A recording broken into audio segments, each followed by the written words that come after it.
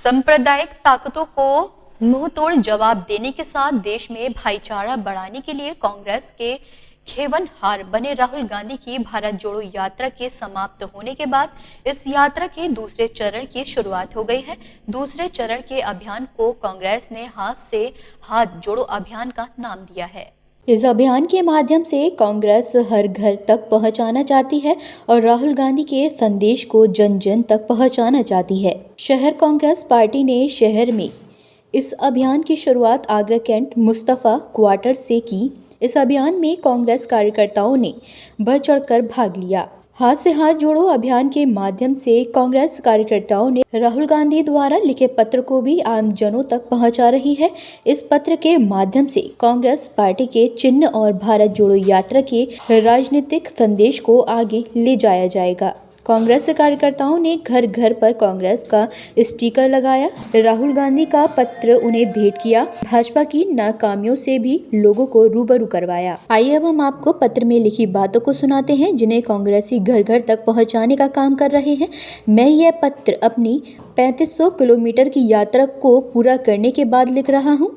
कन्याकुमारी से जम्मू कश्मीर लाल चौक तक लाखों भारतवासियों ने भाग लिया। देशवासियों से मिली प्यार से मैं अभिभूत हूँ। राहुल गांधी ने पत्र में लिखा है कि देश में एक स्पष्ट आर्थिक संकट पैदा हो रहा है जिसके तहत युवाओं के लिए देश में बेरोजगारी है, असहनीय मूल्य वृद्धि, गंभीर कृषि संकट और देश की संपत्ति पर पूरी तरह से कॉरपोरेट का कब्जा है। उन्होंने यह भी लिखा है कि लोग अपनी नौकरी खोने के बारे में चिंतित हैं, उनकी आय और गिर रही है और उनके बेहतर भविष्य के सपने चकनाचूर हो रहे हैं और देश भर में निराशा की गहरी भावना है।